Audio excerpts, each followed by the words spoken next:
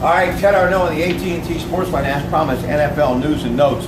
You got Steelers announcing the team's training camp schedule, and it's going to be happening in Latrobe. Everybody's got to be there for the 52nd consecutive year, St. Vincent's in Latrobe, July 27th. So, folks, it won't be long before the Steelers season is upon us, but there is some stuff happening in the NFL right now that I thought we would get Ted on board and talk about. Le'Veon Bell, franchise tag, we've got until July. You think he's going to do it, Ted? Yeah, he will. I think, it's in his best interest, in the Steelers' best interest.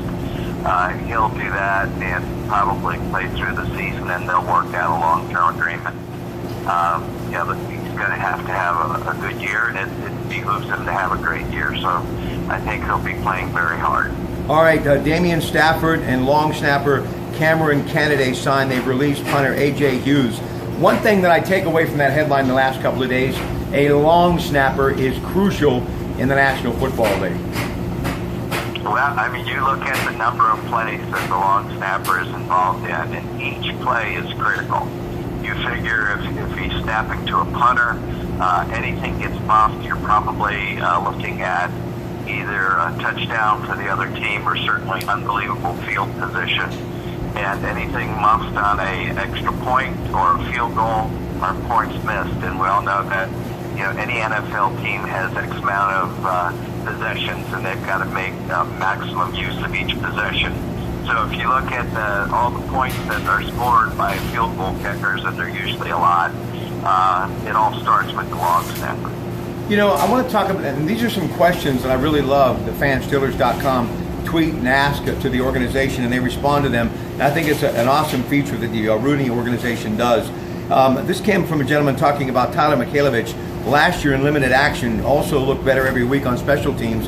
He's wondering how much longer it's going to be before he pushes Vince Williams for that inside linebacker spot. And one thing about training camp, a lot of competition and a lot of youth on the defensive side of the football for the Steelers.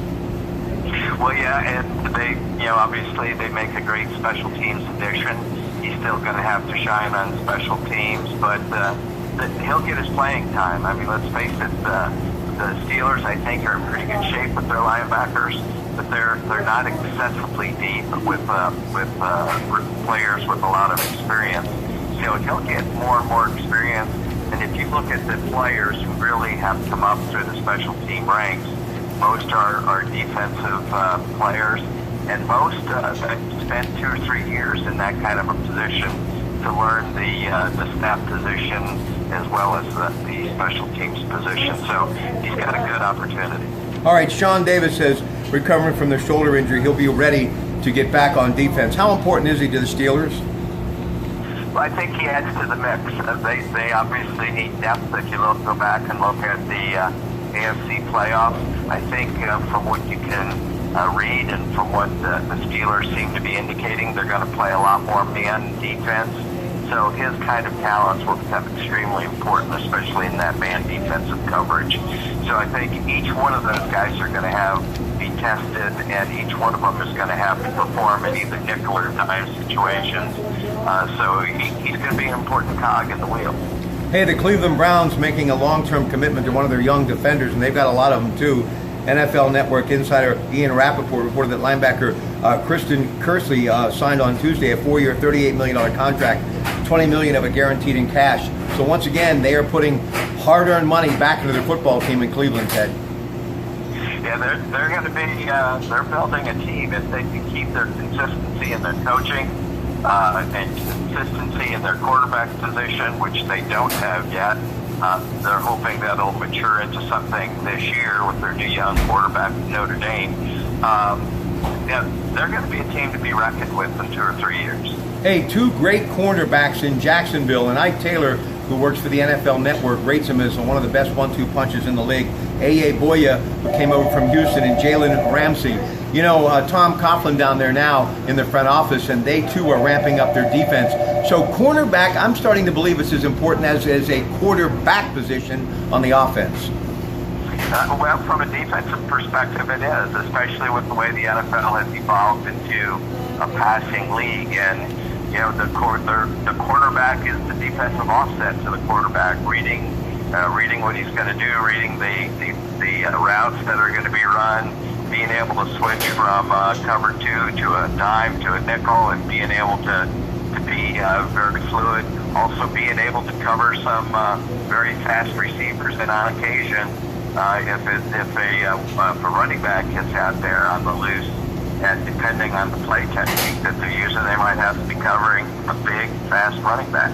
All right, just a couple more things. Ted Arnaud in the AT&T Sports Line talking NFL. Tomorrow night we're down in that neck of the woods that Ted and I love so much, East Liverpool, Ohio, Casa Emmanuel, Lou Valino's place, talking about the Cleveland Cavaliers Golden State rematch, NBA Final. First time that's ever happened back-to-back. ABC, 9 o'clock tomorrow night. LeBron James against Steph Curry and company. Going to be magical. John Babalik will join me on location. And then on the AT&T Sports Line, former director of golf and golf pro at Oakmont, first ever to come from those positions to win the Bob Jones Award during U.S. Open weekend at Erin Hills in Wisconsin. He will join us as well on the AT&T Sports Line, talking about the first round of the Memorial Golf Tournament in Northfield Village in Dublin, Ohio. Jack Nicklaus's tournament. Seattle Seahawks opened organizational team meetings, but they're not going to sign Colin Kaepernick until workouts begin. That according to Ian Rappaport. Why did Pete Carroll think that he may be a fit in Seattle, Ted? Well, I think if you look at Seattle's team, their offense is pretty well geared to his kind of style. He's got the mobility and everything that would be a perfect fit, really. I think depending on his health and depending on his conditioning, that could be just in case Russell gets hurt, he could move right in, and he's got the same basic style, the same kind of speed, the same running ability.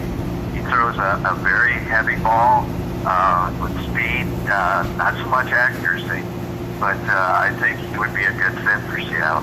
One more thing, Ted. You know, he was a #1 pick, ended up going to the Jets out of USC. Pete Carroll's quarterback, Mark Sanchez, always was a fan of his.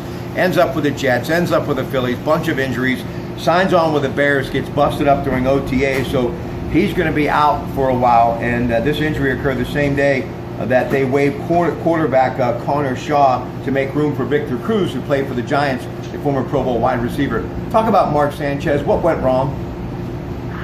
Well, you know, he's a good quarterback. You go back and you look at his history with the Jets, he really was one of the more prolific quarterbacks that the Jets has. He just never could really get it into the playoffs and get it to where he was beyond the regular season.